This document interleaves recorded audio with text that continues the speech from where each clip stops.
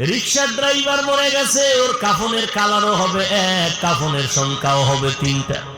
গরিব হওয়ার কারণে একটা কাফন কেউ কমাইয়াও দিবে না, ধনী হওয়ার কারণে সম্মান দিতে গিয়ে কেউ একটা কাফন বাড়াইয়াও দিবে না। কাফনের মধ্যে ঢুকলে বোঝা যাবে কে ধনী কে গরিব, কোন বাহাদুরি ওই ভেতরে আর চলে না। আমি হাফিজুর রহমানের এত সম্মান, সাদা কাফনে যেদিন ঢুকবো রিক্সা ড্রাইভারের লাশটাও যেমন থাকবে আমারটাও তেমন থাকবে। আমার কাফনে লেখা থাকবে, কাফনে লেখা থাকবেন এটা গরিব ড্রাইভার।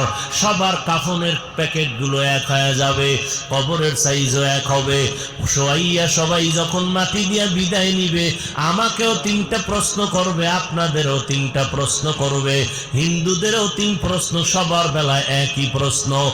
স্কুল কলেজের মাদ্রাসার ছাত্রদের পরীক্ষার প্রশ্নপত্র ফাঁস হইয়া গেলে দেশ জুড়িয়া আন্দোলন চলে, লেখাপড়ার ড্যাম হয়ে গেছে। আর আমার মাওলার কুদরত উল্টা তাকায় দেখ, কবরে যাওয়ার পরে তোমার পাস করার জন্য 3টা প্রশ্ন করা হবে। আমার আল্লাহ নবীদের দিয়া কোরআন দিয়া প্রশ্নপত্র ফাঁস কইরা দিছেন, এরপরেও যদি পাস করতে না পারো জোতার বাড়ি আর ক্ষমা না। কেমনে বুঝাইলে মানবা? এই বয়ান যদি হিন্দুদের মন্দিরে দিতাম, 6 মাসে গোটা বাংলাদেশের হিন্দু মদিনার ভাগল হয়ে যেত ইনশাআল্লাহ। তোমারে ভারি না কেন? তোমার ঘাড় বাঁকা হয়ে গেছে, কারণ তুমি জানি না শূন্য গুনাহ করতেছো। তুমি জানো মিথ্যা বলা গুনাহ, এরপরও বলতেছো। তা তোমারে আমি যদি কই মিছা করে না গুনাহ, তো তুমি তো জানোই গুনাহ, তা আমি বললে কি হইবে? তুমি সুদ খাইও না, তুমি জানো গুনাহ, এরপরও খাইতেছো। মত করিও না, জানো গুনাহ, এরপরও। আমার বয়ানে কি হবে? হ্যাঁ, বয়ানে কিছু হবে যদি আমি আল্লাহরে কাইন্দা কাইটা আমল নিয়ে বয়ান করি। তা আমি বক্তাও তো ঠিক নেই। স্টেজে উঠা পর্যন্ত ফেসবুক, স্টেজ থেকে নামিয়া বাসা পর্যন্ত যাইতে ফেসবুক। আমার ওয়াজে কসুর হেদায়েত হবে?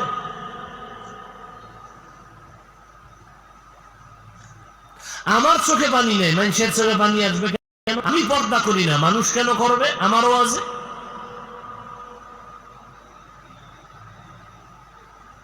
বড় আফসোস রে বাবা,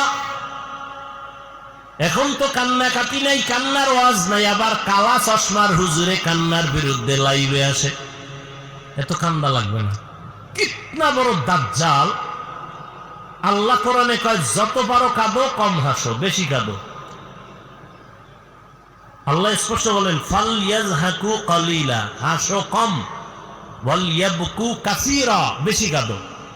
বেশির কোনো সীমানা নেই। মদিনার নবী বলেন ইবকু ফাইল্লাম তাবকু ফাতাবাকু, কান্না করো, যদি কান্না না আসে বাহানা করো, তাতেও সওয়াব। কারণ এমন একজন নবী বিদায় হন নাই, কাঁদেন নাই, এমন একজন সাহাবী কান্না ছাড়া বিদায় হন নাই। যত আল্লাহর ওলি দেখবেন কান্নার আওয়াজ, অথচ আজকে কান্নার বয়ান নাই, কান্নার কোনো আওয়াজ নাই। কেউ যদি ওয়াজের প্যান্ডেলে বসে কান্না করে, 10 জনে তাকাইয়া হাসে, দেখ লজ্জা নাই কেমনে কাঁদে। তখন তোমার কানের উপরে যদি একটা মাইরা বলা যায়, এই বেহায়া, ওয়াজের প্যান্ডেলে বইছো, কান্নার মজলিস, তোর চোখে পানি নেই কেন? প্রশ্ন তো তোমাকে করবো। মজলিসটা কান্নার, তুমি কাঁদো না কেন? মোনাজাত দিছো, চোখে পানি নেই, এই মোনাজাতের লাভ কি?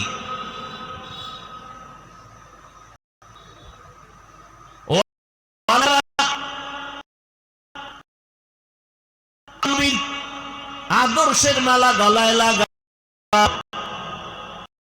আমি এই কথা কিন্তু একবারও তোমাদের বুঝাইতেছি না রে যুবক। মাদ্রাসা আসো, স্কুল ছেড়ে দাও, খবরদার খবরদার খবরদার, একবারও না। স্কুল ছাড়বা না, কলেজ ছাড়বা না, ভার্সিটির লেখাপড়া বন্ধ করবা না, ডাক্তারি পড়ো, ইঞ্জিনিয়ারিং পড়ো, প্রফেসর হও, 1000 বার দোয়া করি। যদি বলো আমি ডাক্তার হতে চাই, আমার বই কেনার টাকা নাই, আমারে বইল আমি কালেকশন করে রইল উঠাইয়া দিব, তারপরও তোমারে ডাক্তার বানানোর পক্ষে আমি স্লোগান দিয়ে গেলাম। আমগো হুজুর হওয়ার তোমার কোনো দরকার নাই, তবে ডাক্তার হও। আমার মাদ্রাসায় হওয়ার মতো ছাত্রের অভাব নাই। এখানে শুনলাম ছাত্র কত 200-র মতো। এমন একটা মাদ্রাসা নাই যেখানে ছাত্রের অভাব। অতএব আমগো মাদ্রাসায় তোমগো স্কুল কলেজের ছেলে মেয়ের আসার দরকার নাই, আমগো আলেম ওলামা হওয়ার দরকার নাই। আমার দেশে দরকার, অভাব আছে বেশি, ভালো ডাক্তার নাই, ইঞ্জিনিয়ার নাই। আদর্শবান ডাক্তারের অভাব, আদর্শবান ইঞ্জিনিয়ারের অভাব। এরে পর্দার আড়ালের আম্মা জানেরা, আপনাদের এত সম্মান মর্যাদা, আপনারা নবীদের মা, সাহাবায়ে কেরামের মা, আউলিয়ায়ে কেরামের মা, হাফেজে কোরআনের মা, আম্মা জান আয়েশার মতো নারী, ফাতেমার মতো নারী। এরে আম্মা জান, এই দুনিয়াতে যত ভালো ভালো সন্তান আছে সব আপনাদের অবদানের কারণে।